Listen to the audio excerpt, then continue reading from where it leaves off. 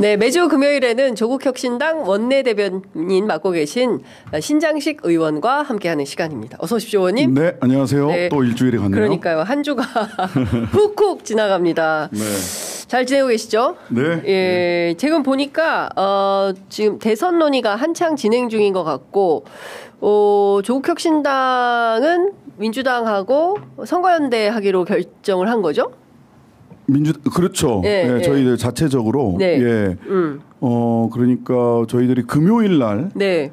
이 주제만을 가지고 벌써 4번째 당무위원회를 했고 지난 금요일 날. 예. 그래서 당무위원회에서 이거는 당원 총투표에 붙이자. 당무위원회에서는 거의 완장일치로 한 분을 제외하고 전원 후보 출마하지 않고 압도적 정권 교체를 위해서 네. 민주당 유력 후보로 아직 민주당 후보가 결정이 안 됐으니까 형식상 결정되지 않았기 때문에 유력 후보를 전폭적으로 지지하자라고 하는 당무위원회 의결사항을 네. 당원들에게 추인을 받기 위해서 당원 총투표를 했고요. 예. 수요일 날 오전 8시부터 투표를 해서 예. 목요일 오후 3시 그러니까 하루하고 뭐 몇 시간 더 한 거죠. 예. 근데 그 짧은 시간 동안에 약 52%의 당원이 투표에 참여를 해주셨고요. 주권 당원. 예. 그다음에 너무 압도적이라서 저도 약간 두려움이 들 정도였는데 98.03%의 찬성으로 당무의 결정을 추인해 주셨어요. 야. 이 사실 이런 거 90 몇 프로 나오는 거는 조금 그런데 한 7대3 정도 돼야 되는데 1.97%의 의미는 무엇이냐. 예. 그래서 우리가 공산당은 아니라는 얘기를 했는데 정말 사실은 너무 깜짝 놀랐고 네.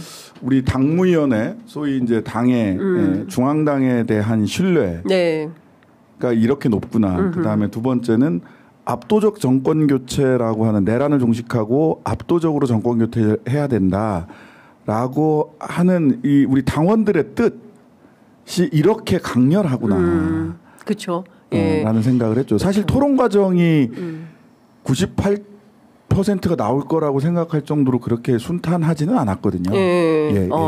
그러니까 저는 이제 그만큼 이 내란 종식에 대한 열망이 굉장히 크고 작년 총선에서 제가 조국혁신당 당원분들 상당히 많이 만나지 않았습니까? 근데 그때 이제 주로 지민비 좀 많았어요. 그러니까 그렇죠. 뭐 남편은 조국혁신당, 부인은 민주당, 뭐 부인은 조국혁신당, 남편은 민주당. 이제 이런 분들 그런 커플들이 집안내 역할이 상당히 많았는데 이번 대선은 집안내 역할이 이렇게 일치단결해서 한쪽으로 가기로 결심을 한 거군요. 이제 소위 완전 국민 경선 저희들이 제안했던부터 시작을 해서 여기까지 오는 과정에서 네.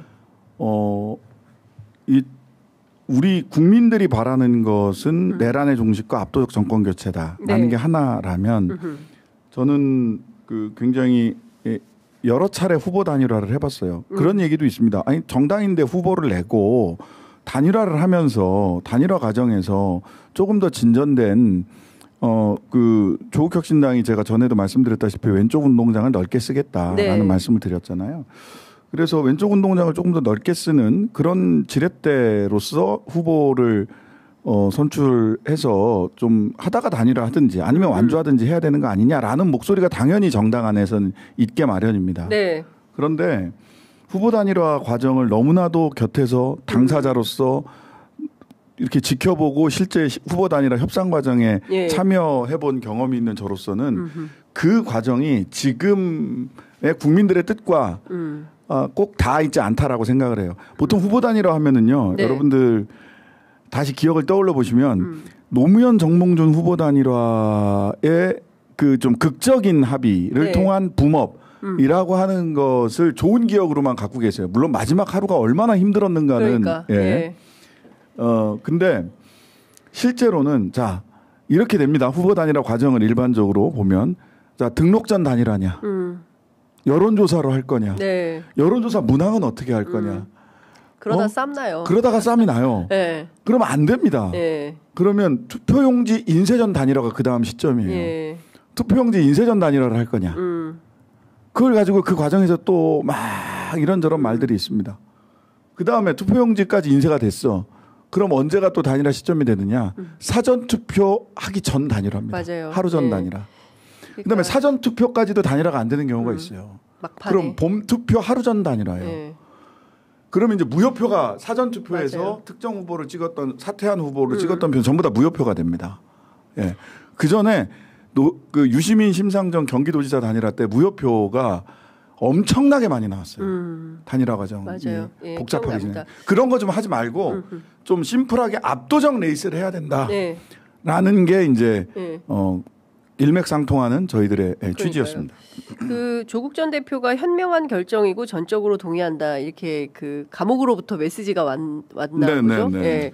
근데 사실은 굉장한 정치적 결단이다. 이제 공당으로서 내리긴 좀 어렵죠. 왜냐하면 대선이 생기면 이제 자당의 후보를 내야 된다라는 그 주장을 하시는 분들이 늘 있게 마련인데, 예, 그것을 결단을 하고 또 당원들이 대단하네요. 98.03%로 후보 내지 않고.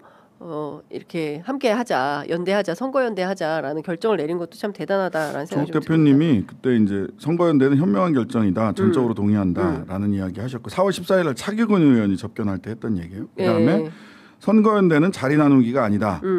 조국 혁신당은 자리 나누기 협상을 하지 않겠다는 내부 합의가 이미 있었습니다. 네. 그리고 내란 종식의 쇄비 인선, 사회권 선진국의 예인선 역할을 흔들림 없이 해주기를 당부드립니다. 라는 메시지를. 그랬군요.